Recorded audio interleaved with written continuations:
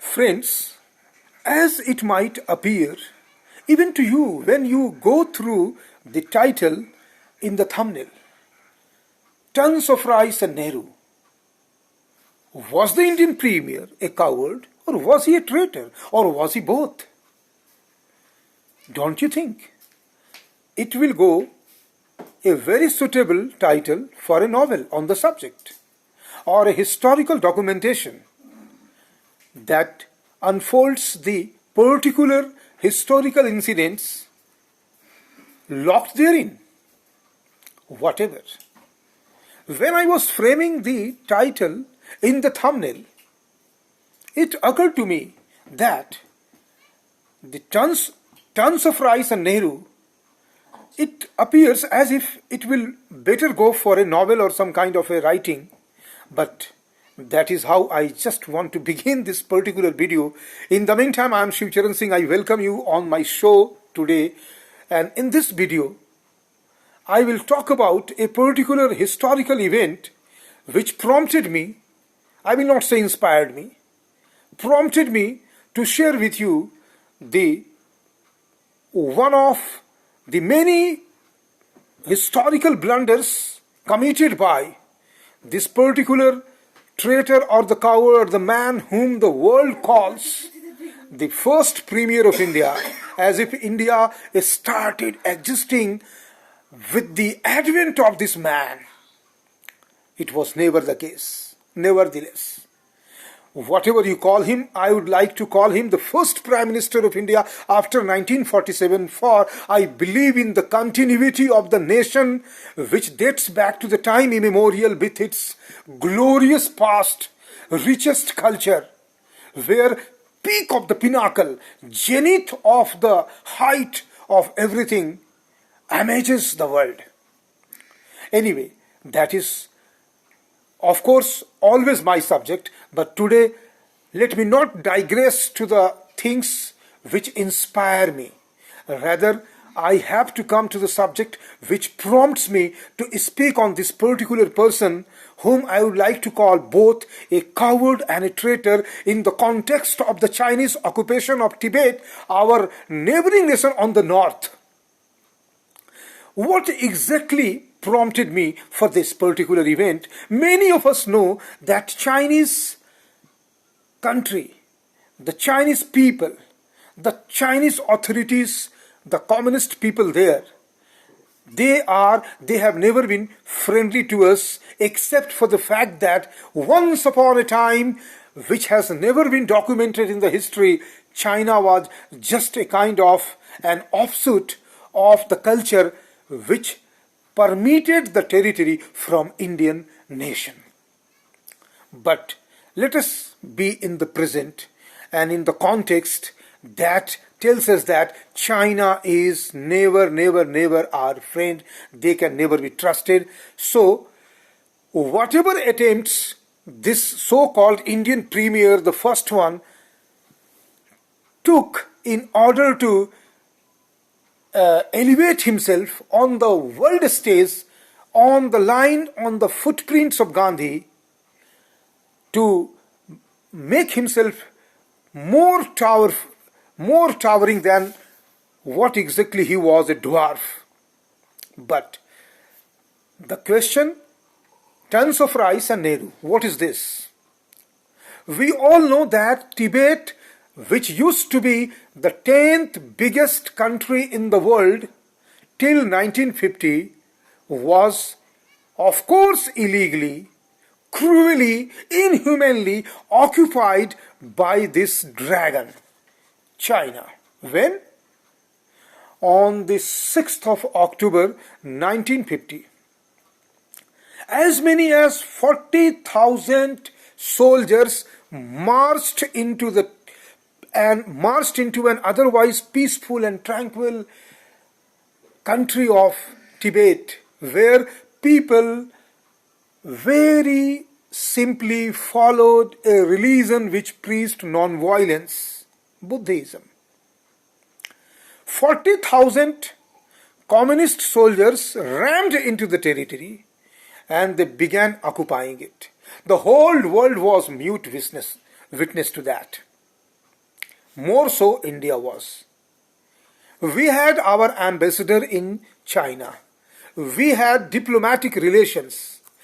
And what is more, China was not the only country, the most powerful. Nobody spoke about it. Whosoever spoke, they spoke in hushed up voices. India could have its strongest voice, but it never opened its mouth. For so-called Indian premier was ruling the roost in India. So what happened?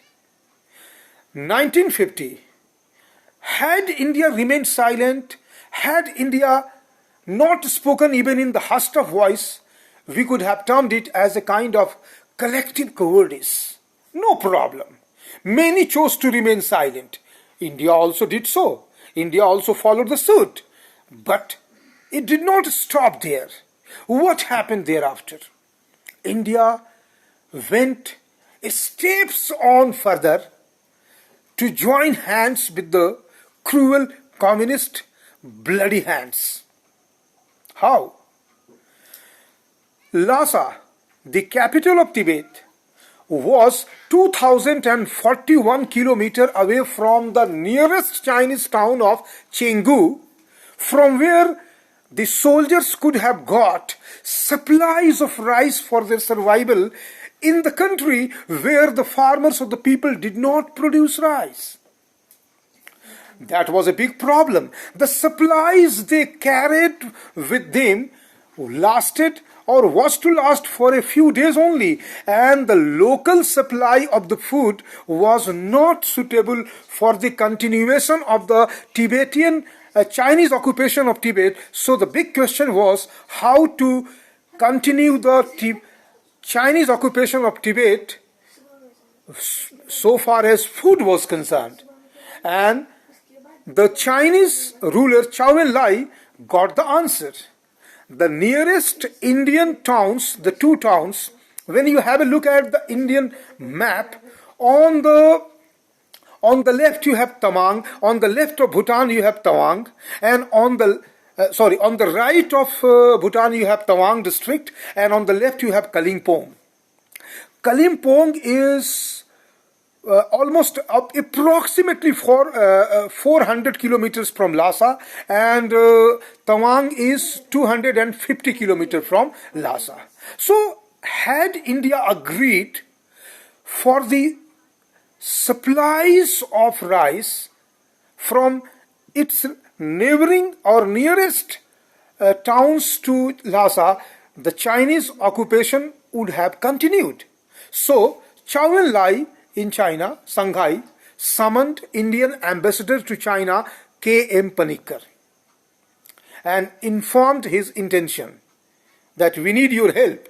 We have got our soldiers marching into Tibet, killing the people, occupying the territory. Those who are speaking against us, we are silencing them by the butts of our guns, by the bullets of our guns. So will you please help us in doing so by way of giving us rice?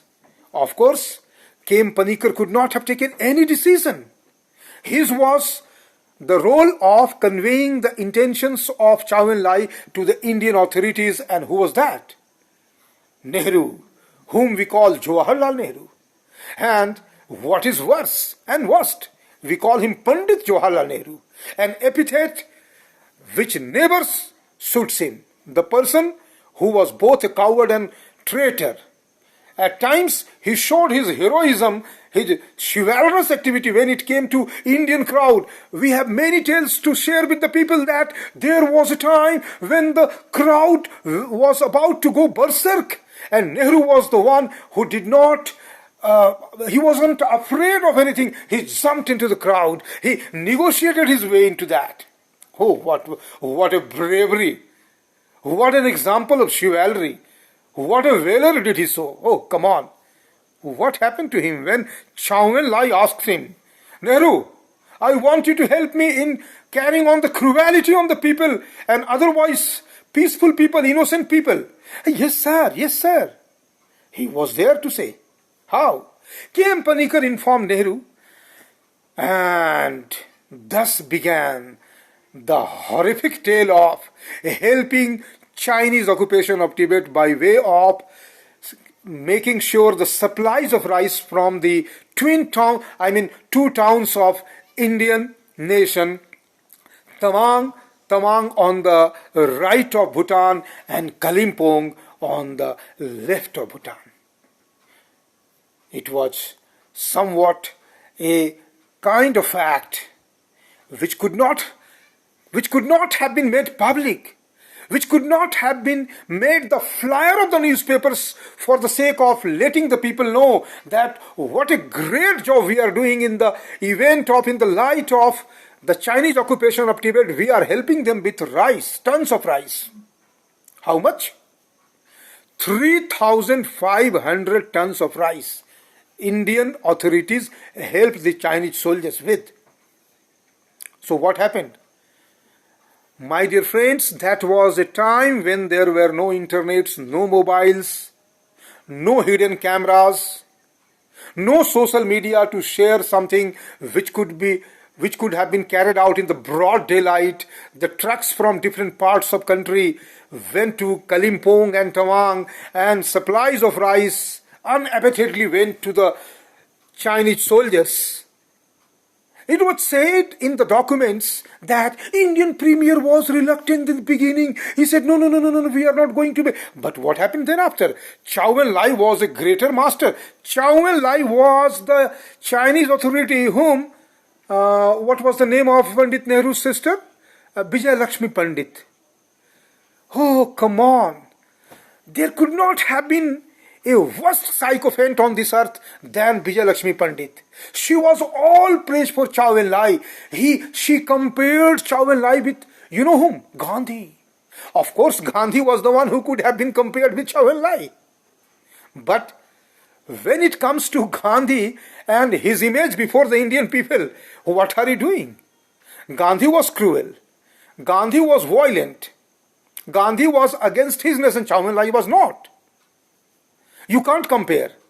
Chow Enlai was cruel, but he was not a traitor so far as China went. He was a traitor of the humanity, whatever. So, sister was all praise for Chow Enlai, and Nehru was also not lagging behind. When it came to shivering down, making a dwarf before Chow Enlai, he said, yes sir, yes boss. And thus began the supplies of rice from Indian towns of Tamang and Kalimpong. And it was not the end of the show. When it came to making sure, so far as Chinese authorities were concerned, that the Chinese soldiers could have visited different parts of Tibet and made sure that there were no voices of protest from any nook or corner of such a big country called Tibet. So they wanted to roam about the country and countryside with the help of different vehicles flying the soldiers of the Chinese army. So they also needed diesel and petrol. They also extended their hands. They also demanded the second lot of help from Nehru, but it was too late because the news trickled out into the media and it became a fact in the public domain that India is helping China with rice, with supplies of rice, and so far 3,500 tons of rice have already been sent for the sake of killing the Tibetan people, occupying the Tibet, the Buddhist country, a legacy which the Tibetans celebrated and which they still celebrate while living in Dharamshala in India. So what happened? Nehru was forced to reply the nation, and how could have he done so? He convened a press conference on June 21st, 1952, almost 2 years after whence he was stealthily, secretly, clandestinely helping the Chinese soldiers carrying on the cruelty and cruelty and violence on the Tibetans. In the press conference, Nehru said that initially we were reluctant, but we understood the gravity of the problem, that how can we leave thousands of soldiers starving in the face of the fact that they could not survive on anything else but rice. Oh, such a nice gesture, Mr. Nehru. Such a nice gesture. So we helped him with a little quantity of rice. What was that little quantity? You are talking about getting the supplies of wheat and rice from other countries. You are talking about that we are poorer, and you are helping the cruelty by means of 3,500 tons of rice. And you are saying just a little amount. How much? Was it just a few kilograms? You bloody shameless. Oh, come on. You are no more on this earth. Had you been there, but my question is to the ones, those who are carrying forward the worst legacy, the shameful legacy of Nehru, the Nehruvian model of governance, whatever it is.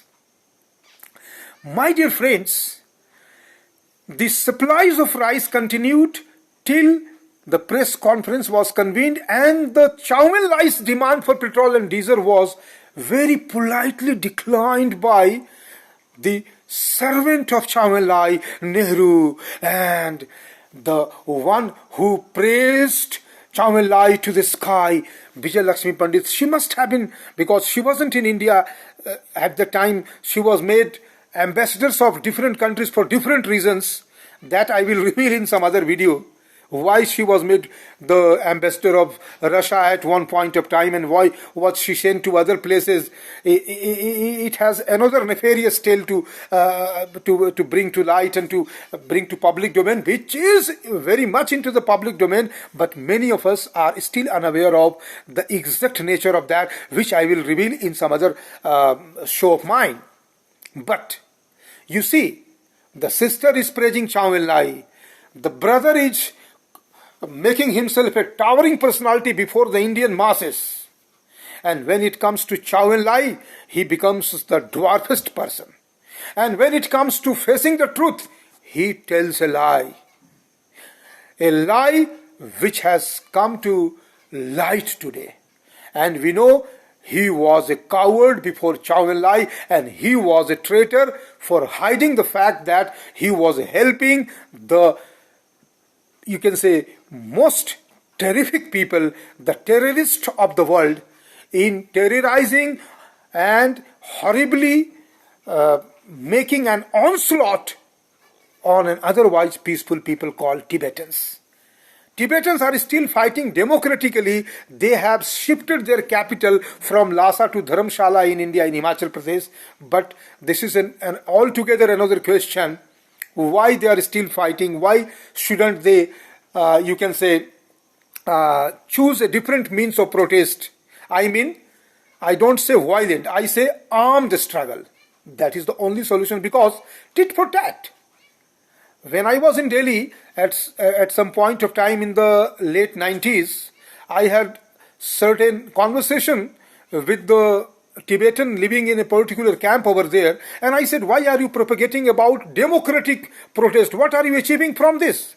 Do you still believe that you will achieve your goal by following Gandhi? No. Gautam Buddha's non-violence was different.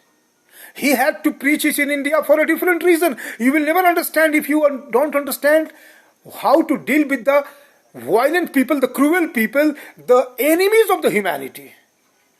But I don't have to say anything about their means of protest. I have to share this fact, how history has been falsified and a dwarf has been presented as a towering personality. We need to know, for the generations to come will blame us, that why it took so long a time to draw the curtain from the facts. Today I did so, and I will continue to do so. Anyway, thank you very much for today. I will discuss about what I spoke about Vijay Lakshmi Pandit in the next, or in the other video. I will not say next, in some other video. In the meantime, thank you very much, and hope today's videos must have helped you with an insight into how false history has been eating into our generations like termites. Thank you very much.